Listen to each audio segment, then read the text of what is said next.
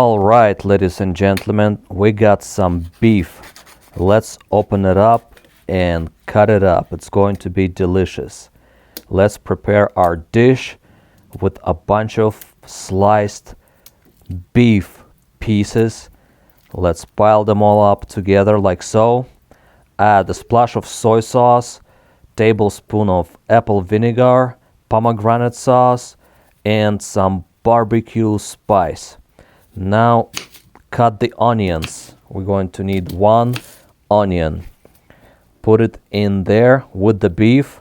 Mix everything. Let it marinate. Hot pan, olive oil, and a little bit of butter as well there. Throw in our beef on the hot butter. The pan needs to be really hot. Beautiful.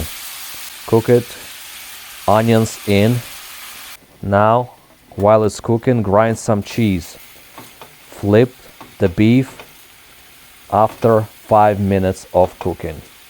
Beautiful. Now, put the cheese on top, cover with lid, cook for 2 minutes, and then turn off the heat. Nice, beautiful, yummy, tasty, steamy, and delicious. Service. This is a nice amount of meat with melted cheese on top. Beautiful. Service. Don't forget to add some gravy on top. Some bread.